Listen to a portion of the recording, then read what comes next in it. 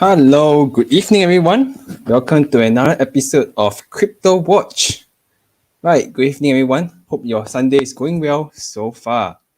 Right, so today we'll actually be talking about two very interesting topics, right? One primarily on the US stock market, and the other, as always, on the Bitcoin market. Right. So if you have been following the news recently, you have known that you should have known that there is some market correction going on at the moment, right, for the US stock market. Right. In fact, on Friday, right, we saw the Dow Jones index actually fall by a tremendous 900 points, right? That was the biggest ever drop in quite some time, right? So that created some concern, right? Whether the next recession, right, might actually be coming soon, right? And if with recession, right, with the US stock market, if it comes down, right, would that also affect other instruments like Bitcoin, right? So that is something that we might be very interested in finding out tonight. So I will go through in detail, right, on both the Bitcoin market as well as the US stock market. Right. But before I do so, right, as always, right, if you are here live with me, right, do give this video a like, right, so that I know that you are here live with me. Right, and for tonight, right, before I go into the details, right, let me give you a brief overview of myself, right, for those of you who have been joining me for the very first time. So I'm the trade engineer, TTE for short. Yep, so I've got 6 to 7 years of trading experience. I've traded numerous instruments such as stocks, futures, forex, and cryptocurrency. And I've helped numerous aspiring traders unlock their best trade and unleash the trading potential within them. And all this can be done using just some simple yet effective techniques. And before I go to the topic proper, a few disclaimers down here. So about the accuracy of information ensured as far as possible, right? There'll be no responsibility taken for any loss of inconvenience, right? Ideas, suggestions, examples, and other information here are just for reference and education. The presentation today is also not intended to give any trading advice or recommendations to buy or sell. And me, the trade engineer, should not have any liability for any loss or expense whatsoever. Last but not least, all copyrights reserved. And with that, right, let me go into the topic proper, right? So for the first part of it, right, it is on the topic on whether, right, the next recession is coming soon. So if you have been following the news, right, just on Friday, right, the Dow actually plunged by 900 points, right? And that is the worst day, right, since 2020, according to this news article taken from CNBC, right? So this was just published, just recently, right? And it actually, if you have been tracking back, right, it actually has fallen for the fourth straight week. And if you go back, a few weeks ago, right, there was also some concerns, right? And we saw that the 2-year Treasury yield, right, actually was higher than the 10-year yield, right? So this is something called the yield curve inversion. And, that is typically an indicator, right, of an impending market correction, right? In fact, if we go into details later, right, you will see that, this indicator is quite a concern because it has accurately predicted a recession for most of the time. But would it, right? The question here, right, is whether history will actually represent the future, right? So we do not know for sure, but let's delve into the details. So I'll first go into this point here, right, on this recent article, right, on Friday, where the Dow actually plunged by 900 points. Right, so let's examine, right, why did the US stocks actually slump on that day, right? Because 900 points is, a very big drop. Right, so let's look at this news article taken from Reuters, right? So what you mentioned here, right, is that it actually slumped, right, on weak earnings, right? That's one, as well as the rate hike, right? So there's an impending rate hike, right, by the Fed. So that actually spooked investors. So we look at the details, right? In terms of weak earnings, right, there are stocks like the healthcare stocks, right?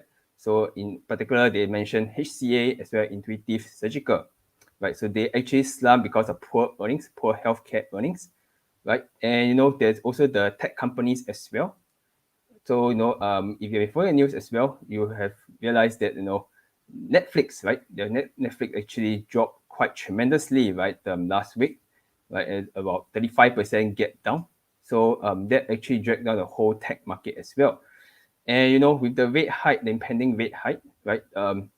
Tech companies will also be one of the casualties, right, of such hike in the interest rate. Right, and with the earnings next week, some people might thinking that tech companies might be posting less than spectacular results, right? The results might be below expectations. So that is also another concern. Right, and if you look at some of the major indexes, right? As what I mentioned, Dow actually posted the biggest drop, right, since October 2020. But besides the Dow, right, we also saw the S&P 500, the Nasdaq, right? They all have also fallen on a weekly basis, right? And on Friday in particular, right, you can see that all the major indexes were down, right, but a tremendous, 2.5 to 2.8%. Right, so let's go into the details, right, of why the US stocks actually slump. Right, so there's this one particular instance where it's basically there's some surprise earnings, right, as well as some increased certainty regarding the interest rate hike, right. So as mentioned earlier. Yep. So for the interest rate hikes, right? So there is that expectation that the Fed might actually be moving more quickly than expected, right, to combat inflation, right? So we actually know that inflation is sky high and it is climbing rapidly. So there is that concern, and the Fed might actually raise the interest rate higher at a faster pace, so as to bring the inflation down. So in fact, they mentioned that a 50 basis point increase might be expected when it comes when it meets in May, and that's May is just around the corner, right? We are actually near the end of April already. Yep. So that is that gives some expectation of how aggressive, right, this interest rate hike might be, right? So this is something that sent the market to be quite uneasy, right? And this has also caused it to drop. Right, and the earnings as well, right? So we did mention about the healthcare, right? Healthcare sector. So the companies like HCA, Intuitive Surgical, they didn't perform as well as expected, right? Because they actually reported downbeat profit, and this also affected all the other healthcare sectors and healthcare companies as well. You can see here they gave some examples, right? They all tumbled also quite spectacularly as well. Right, and Intuitive Surgicals, right, you also dropped, right, after some warning, right, or weaker demands. So it didn't just end at healthcare sector, right? The materials also were affected, the materials sector, right? So the primary concern here is also because of the interest rate hike. In particular, how this interest rate hike might actually impact copper mining, right? For instance, so the interest rate hike, does affect other industries as well. And as mentioned, right, the tech companies, right, tech and growth companies, right, they are also severely affected by any interest rate hike, right, because their valuations will be more vulnerable to any hike in the bond yields, right, become more costly, right. Yep. So as what I mentioned earlier as well, Netflix, right? So Netflix, did crash quite spectacularly last week. It get down like 35% to 40% in just one single day, right? So that actually sends shockwaves, right, through the whole industry as well. But in particular, tech companies as well as those companies that actually benefited from the COVID-19 pandemic, right? So actually, this created a concern that all these companies, right, these related companies, might also be reporting less than expected earnings, right? Or they might be reporting dismal earnings, right? So this is something that created a lot of concern in the market, and that's why it also slumped. Right. So with regards to the interest rate hike, right? So why the Fed is going to hike the interest rate, right? It's basically because the inflation is running sky high. In fact, it is 3 times, right, the Fed target of 2%. So they might be actually moving more quickly than usual. Right, but with interest rate hike, right, there is also potential repercussions, right? So as mentioned, it might affect the tech companies in terms of their growth potential, right? And in particular, right, there also can be another side effect in that it can result in a recession, right? So how it results in a recession is basically, if the businesses and household, right, actually cut back on spending, right, more than expected, because with interest rate hike, the borrowing cost will also rise as well. Yep, and with that, right, the stock and other asset prices might also drop in value, and all these might just eat into household wealth as well. So all the more a recession, right, a market recession might result. Yep. So this is what might happen theoretically, right, with an interest rate hike, but there is no certainty, right, that this would happen. So you might have another question, right? For those of you who are not very sure about how interest rate might affect things, right? In fact, you might also be asking, right, how does interest rate affect inflation, right? Why do we have to hike interest rate to bring down inflation? So I think this article from Investopedia, right, actually gives a very good analysis or explanation, right, of why hiking interest rate will help to bring down inflation.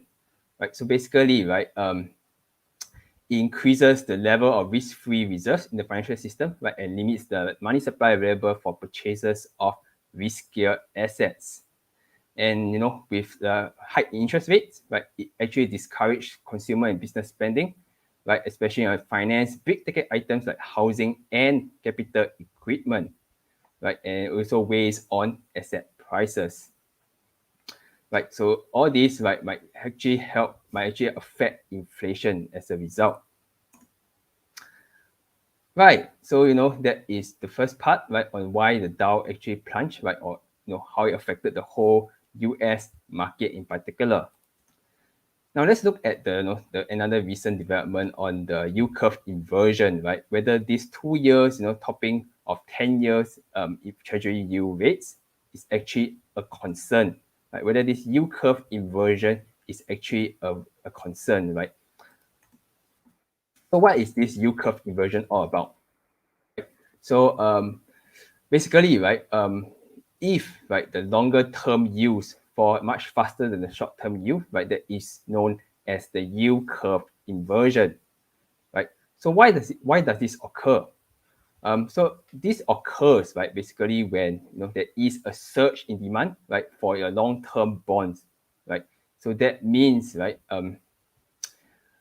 people are starting to buy more of these long-term bond yields, right? Long-term bonds, right, in particular, and giving up the short-term bonds as a result, right? So if you learn supply and demand, right, as the demand increase, the price will also increase as well. And as we all know, right, bond yields have an inverse correlation with bond prices, right? So that means if the price of bonds increase, the bond yield actually falls.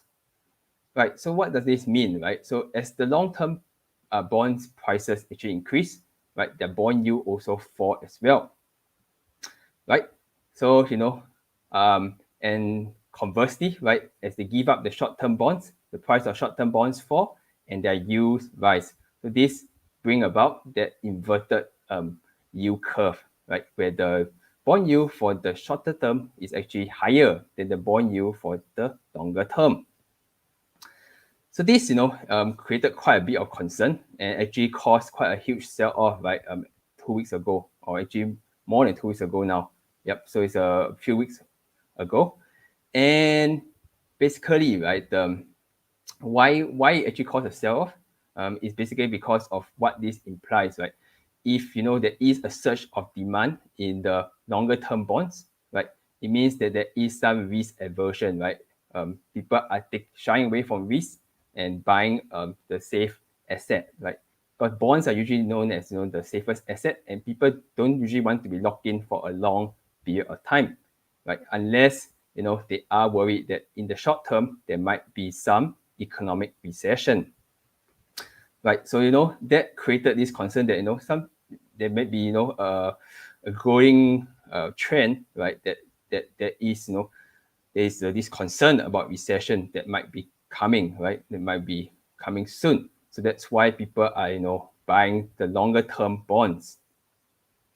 And if we look back, right, at some of the history, so every recession the last 40 years or so, right, in the US has been preceded by yield curve inversion, right? So this is quite a statistic, right? Because this yield curve inversion has accurately predicted, quite at a very high percentage, high winning rate, like of every recession. Right, so so that created that concern that this might be no exception as well. Yep, but let's look back at the recent history, right? At just before the COVID-19, right, in August 2019. So at that time, right, we also saw the yield inversion with the 10-year bond yield dipping below the 2-year bond yield, right, for the first time, right? And with that, right, we actually saw that the market didn't quite fall into a recession, but it did, went into a correction, right, in 2020 as a result of COVID-19. Right, so so that's something for us to take note of, right? This may or may not result in a recession, but it is something for us to take note as we move along. Right, so but on the other hand, right, there are other articles that also question whether this yield curve inversion is indeed very accurate in predicting the future recession, right?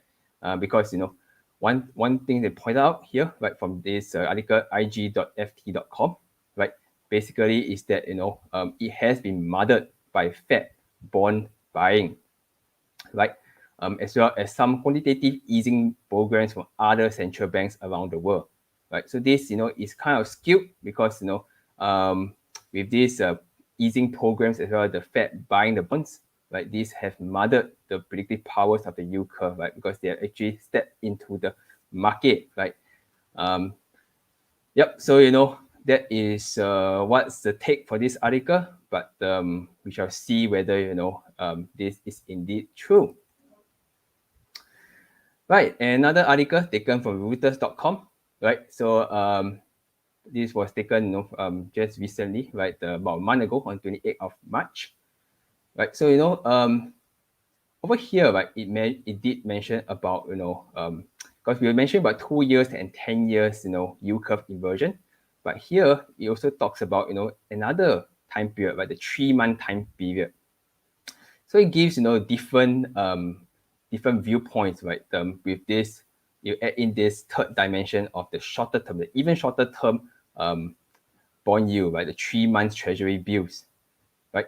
So let's look into detail, right? So basically, right, what I mentioned here is that they are veered in opposite directions, right? Basically, if you compare the 3 months and the 10 years, as well as the 2 years and the 10 years bond yield, right? So they are veered in opposite directions. So which one should we believe in, right? Because one is just shorter term than the other, right? But they are pointing in different directions. Right, so as what I mentioned here, right, the 3 months and 10-year spread has actually been widening, right? And if it's widened, that actually is a good sign. It indicates that the economy is continuing to expand, right? So that is quite different from what we saw from the 2-year and 10-year bond yield, right? Because for that, we actually saw that it has flattened dramatically, even inverted, right? So, so that is something that is quite different. So which one should we believe in? Yeah, we have no idea as well.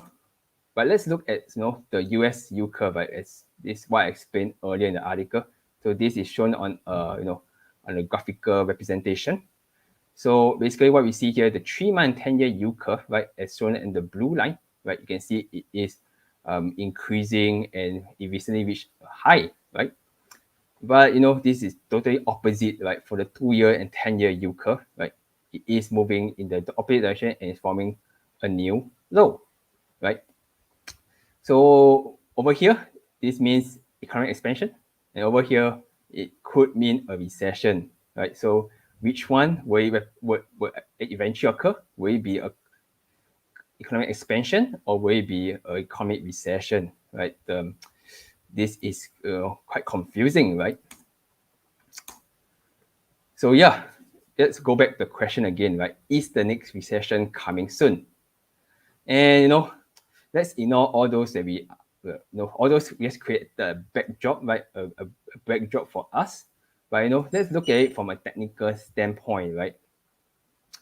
But before we do so, right, do give this video a like or a love, right? So that I know that you're finding value in what I'm giving so far. Right. So to do that, right, we shall look at one of the major indexes, right, for the US stock market, right. So we shall look at the S&P 500 index, right. So for those of you who are not very sure what is the S&P 500 index, I given an introduction here, right. So S&P 500, it is typically the index that tracks 500 the large publicly traded American stocks, right? So it gives a representation of the US market because these companies actually come from all sectors, right? And it has a substantial market cap, have a public flow of at least 10% and positive earnings and adequate liquidity. So over here they say that you can look at Dow Jones, you can look at S&P 500. Both of them are two of the most widely followed stock market indexes. And both of them also provide a big picture view of whether US stock prices are moving up, down, or sideways, right? So it just gives a representation of the US stock market, right? So let's quickly look at the technicals, right? Is a recession going to occur, right? Simply from the index, right? Let's look for some hints, right? From the index itself. So over here, right, we have the S&P 500 price chart on a monthly time scale, right? So it's a monthly chart, right? So we can see that over the years it has continued to build new highs until the recent times, right? And you can see that it is supported by this uptrend line, right? Yep, since 2020, right? Ever since there was this market correction over here, right? During the height of the pandemic, right? Ever since then it has moved up all the way till now, right? And now it's testing this uptrend line again, right? So what does this mean, right? So we should observe this uptrend line very closely because any convincing breakdown below this uptrend line might indicate a new downtrend, right, for the US stock market, at least for the midterm, right? But alternatively, right, if this uptrend line becomes the strong support, right, we could see prices rebounding and scaling new highs, right? So we do have to watch out to see if this line will remain convincingly supported or will be convincingly broken down. Right, so also for the monthly chart, we also added in the 50 SMA, right, the 50 simple moving average, as well as the 200-day simple moving average. Right, so you can see, right, there is, back ever since 2012, right, it has been the 50 SMA has been higher than 20 SMA, but do take note this on the monthly basis, right? So it could be quite a lagging indicator, right? Yeah, but if we look back and see, right, you can see that the 50 SMA on the monthly basis do offer a point of strong support, right? It was supported somewhere here, and even here as well, right? It came down and broke back up again, right? So if it actually falls back down, right, we could be looking at that 50 SMA on the monthly chart, right, as the strong support point. Right, and also the monthly chart, right, we do see some bearish divergence, right? So what I mean by bearish divergence is that the price of S&P 500 is forming a slightly higher high, right, over here, but on the RSI side, it is forming a slightly lower high, right? So there is something called the bearish divergence, and it might indicate right that it has reached the top, right, and it might be correcting down, right. But we do not know for sure until it actually breaks below that uptrend line. Another indicator that we see that is a bit concerning, right, is the MACD on the monthly chart as well. Right, it has just turned negative, right, and you can see the gap is actually widening recently. So if this actually persists, right, this could imply the downward momentum might actually continue, right, and the bearishness of S&P 500 might be confirmed. Right, so let's look into the the shorter time scale on the daily chart, right, for more hints, right. So for the daily chart, right, we see something very interesting, right. So we have this 50 SMA as well, right, as well as the 200-day SMA. And you notice, right, it actually made a cross down here, right, where the 50 SMA actually came below this 200-day SMA, right, and it has stayed below ever since, right. So this is something known as the death cross, and basically from the name itself, you can tell that it's not very good, right. What it means is actually it might signify a turning of a trend, right. It might signify that it's turning down to the downside, right. So this point actually occurred, in mid-March 2022, right. So if this continues and the 50 SMA continues to be below the 200-day SMA, right, we could see a start of a new downtrend, right. But we have to see whether this is going to be sustained. Right, and you can see down here, right, on the daily time scale as well. So this uptrend line is the same uptrend line as the monthly, as what I shown earlier from the monthly chart, right? So this is just a zoom in version for the uptrend line. Additionally, I added in, this horizontal line, which is the support level. So it was tested here as well as here in the past. Right, so you can see that, at this point now here, right, it actually, has, created this intersection, right, between the horizontal support and the uptrend line. And this, is what we call the area of confluence, right? So typically such area of confluence is good because, there is, two supports, right? You have the uptrend line as a support as well as the horizontal support as the other layer of support. So it could be a strong support zone, right? But there is no certainty that this support zone will hold. So we do have to see whether this will actually break or this will actually hold up and price might bounce back up, right? So this is something for us to watch out as well. Yep, and the downtrend line, right? So we can see that this downtrend line has been tested numerous times, right? Before, right? Also just recently, a few days ago. Right, so if we see a bounce in prices, right, if the support, the area of confidence is strong, right, and the price actually bounce up, right, it could be headed towards this downtrend line as the first point of resistance, right. So once it hits this line, right, then we do have to watch out to see whether there's any break convincingly for a further upside. If not, it might just bounce back down, and find the next support. Right, so that is something for us to watch out if we see the price bouncing back up. All right, so in conclusion, so what should we look out for the S&P 500 or the US stock market in general? Right, so the first thing, the critical indicator to look out for is that long-term uptrend line that I drew on the monthly chart. Right, so that uptrend line has been holding right since 2020. So we have to look at that line closely to see whether it will hold or will it break down convincingly. So if it breaks down convincingly, right, there could be a wave of selling, right? There could be a new downtrend, right? With some market correction, right? So if you're a trader, right, you could enter a short position for trading, right? But we do not know for sure, right, whether this is going to be a market correction, right, or a market recession, right? There could be some downside for sure, right, if it actually breaks that uptrend line convincingly. But how far will it go is something that we might not know for sure, right? So we have to see, what happens after that. Right. But on the other hand, right, if that uptrend line actually remains supported convincingly, right, some short-term bounce in price could result, right? And if that happens, right, the first resistance point will be that short-term downtrend line that I drew just earlier. Right, and in this environment, right, where the market is so volatile, right, and there could be any market correction that's coming, right? I think it's a good time, right, to actually introduce you, right, to my 7 steps, right, guide on how to weather market volatility, right? So I actually introduced this before in my previous video.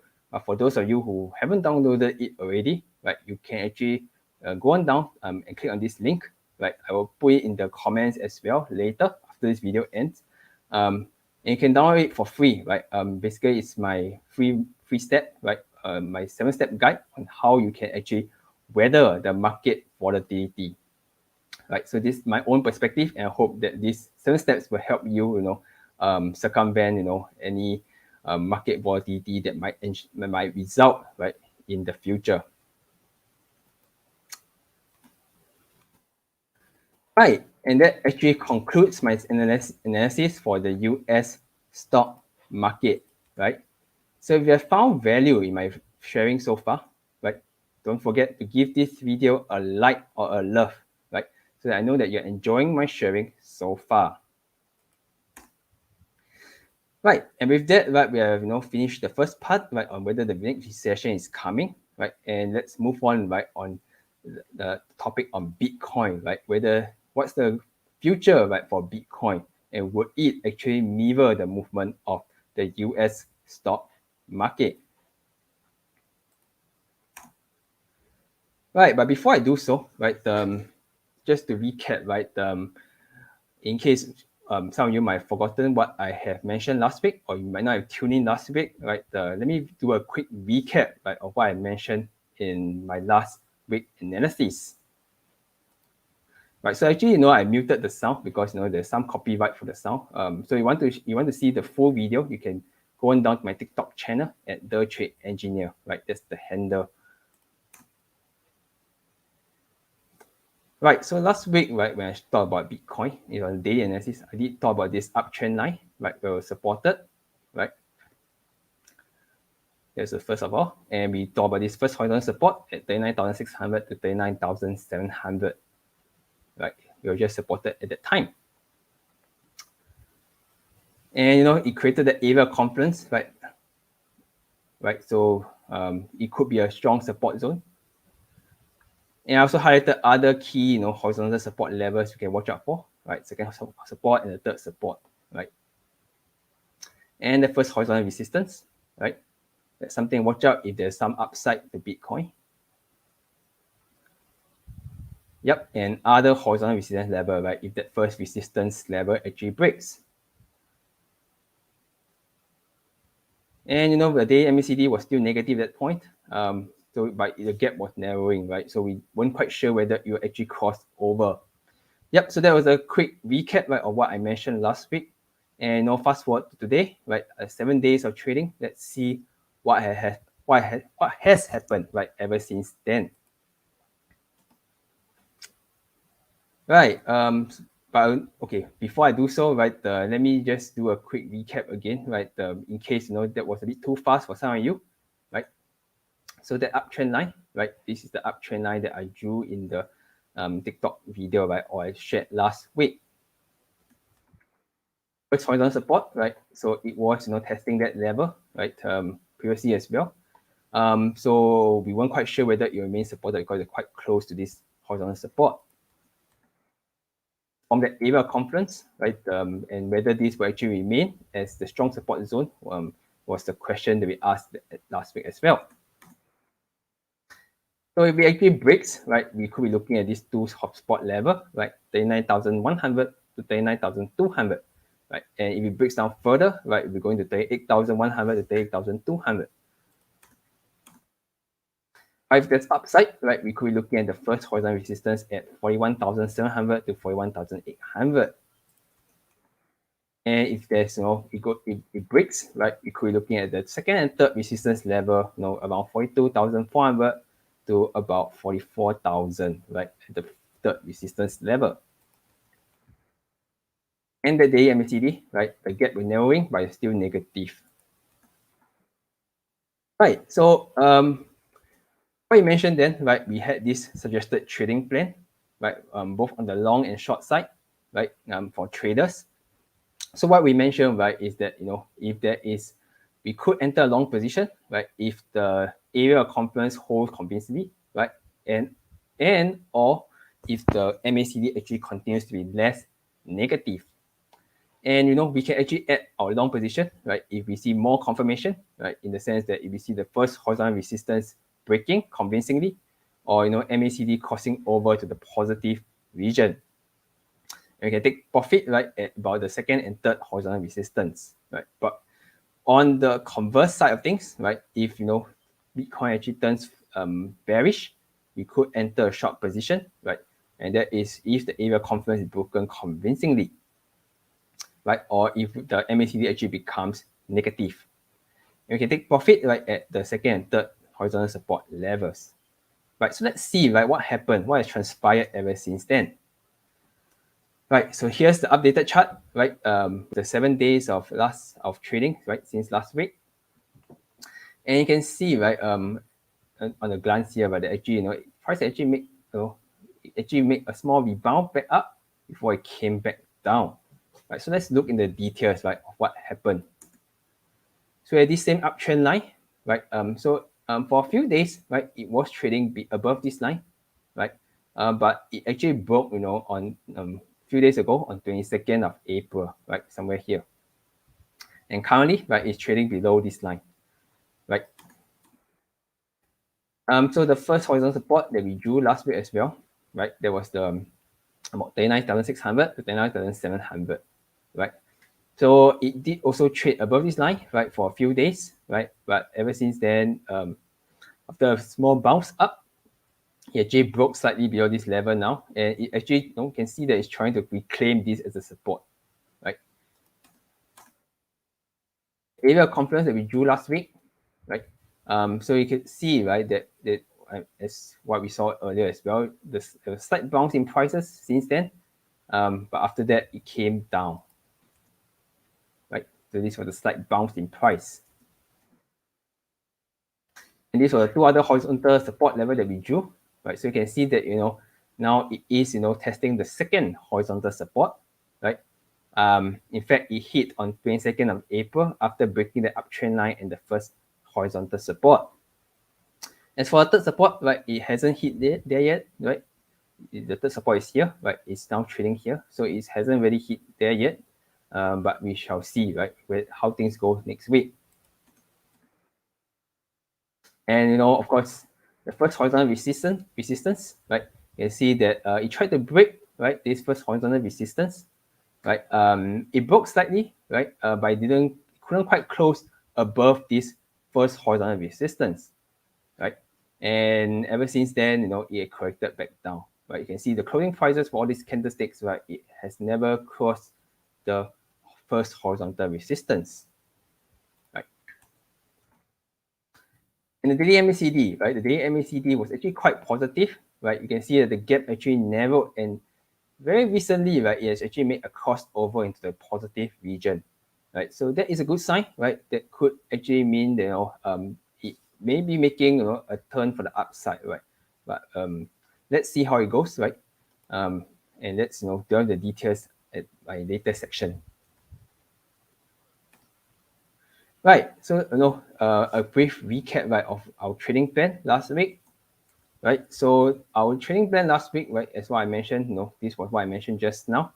So let's look at what will you do, right, if you actually followed this.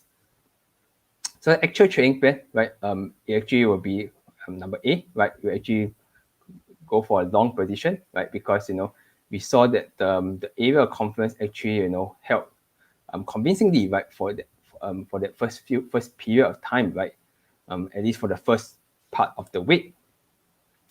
Right, so we could actually enter, right, a long position at 40,000 US dollars, right, on 18th of April, right, after seeing that that support was actually reclaimed, right, as well as both the uptrend line as well as the first horizontal support, right. But as we saw earlier, right? It didn't quite clear that first horizontal resistance, right? It didn't break out. The price actually closed consistently for 3 days, right? Below that first horizontal resistance. So you could actually take profit at that, this first horizontal resistance point, right? As what I mentioned here, right? And if it doesn't, clear convincingly, we could just take profit at that level. So if you took profit, right, at that first horizontal resistance, right, basically a few days later, right, from 18th to 21st of April, right, we could actually earn, a cool 4.3%, right, just in 4 days, right. So that is something you could have earned, right, if you have followed this trade, right. Um, and yeah, that will be a congrats to those of you who actually who took this trade and make some money out of it.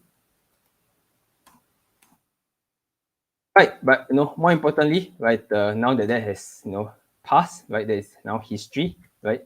We do want to see what the future holds, right, for Bitcoin, right, especially with the stock market, the US stock market tumbling, right. Would the same actually happen for Bitcoin, right? Before we do so, right, before we delve into the details of the future for Bitcoin, as always, right, do give this video a thumbs up, right, a like or a love, right, if you enjoy my sharing so far, right? All right. Okay, so let's go into the topic proper for the future analysis of Bitcoin. Okay, so I've over here I have the daily chart for Bitcoin, right? And let's go through each of the indicators one by one. So first of all, right, we have to draw a new uptrend line, right? The previous uptrend line might not hold, right? Because actually now it's trading below that previous uptrend line. So let's draw that new uptrend line, and this is the new uptrend line that we could be drawing, right? You can see that this uptrend line tested here, here, as well as now currently, right, is testing here as well.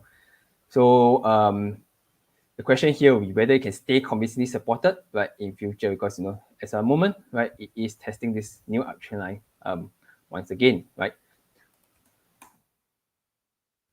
And now that horizontal support has moved down, right, to that previous second support, right. So now that is the second support is now the first support, right, at 39,100 to 39,200, right. And as what you can see down here, right, it is also testing this first horizontal support now. Right, and with these two lines, right, the uptrend line and the horizontal support, right, this actually forms the new area of confluence as well, right, where you see the intersection, right, between these two lines. So whether this can become the new strong support zone, right, remains to be seen, right. We do have to see how things pan out, right, in next week, right, when the market open, or rather, Bitcoin market is always open, but usually on weekends the trading volume is lower, right. So we shall see how it pans out on Monday, right, when more traders return. Right, and with that, we can draw other support levels, right? So the second support is basically the previous third support, right? That's the same level, right? 38,100 to 38,200, and I also join in the third support, the new third support, right? Slightly lower level, right? 37,300 to 37,600. So somewhere around this line, like this bottom line over here, where it was the support previously, right? So this is something to watch out for, right? If Bitcoin actually turns for the worst, right? It turns bearish, right? And that will happen, right? If the area of confluence breaks convincingly. Right. But on the other side, right, we do have to watch for some upside as well, right? So one of the things we have to watch out is that downtrend line, right? So this downtrend line, right, on the daily chart, it was tested previously, right? Even recently as well, right?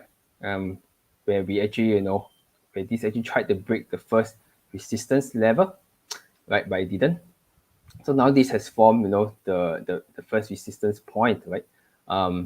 In terms of the downtrend line, right? So if you want to see more upside for Bitcoin, it has to break past this line convincingly, right? If not, it might actually just be the resistance and might bounce back down from this downtrend line.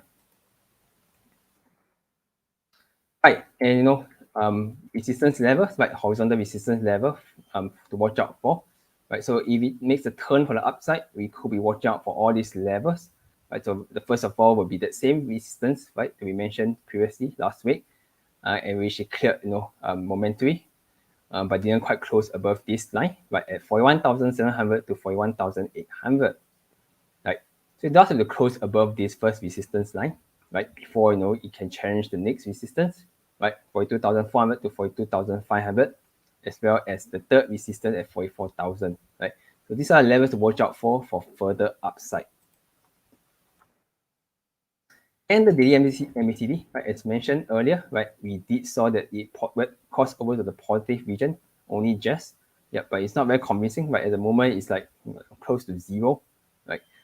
So we do have to see whether it can remain positive, right, or will it become negative again, right? So if it becomes positive, right, it's a good sign. There could be more bullish momentum for Bitcoin, but if it turns negative, then we do have to watch out for any bearish momentum. Right. So what's the suggested trading plan that I would suggest? Right. Before I go into detail, right, basically I would like to urge everyone to take this with a pinch of salt, right, because you have to please do your own due diligence, right. This strategy might not work for everyone, right. So for this suggested trading plan, right, similarly, you could enter a long or short position, right? If you are going for a long position, we do have to see that new area of confluence holding convincingly, right, and or the MACD continuing to be positive, right?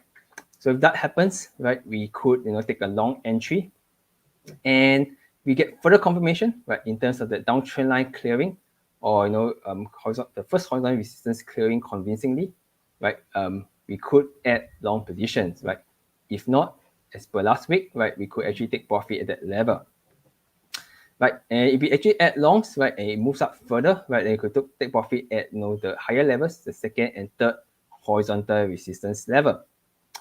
Right, but on the flip side of things, right, if the area confluence does not hold, right, we could enter a short position, right?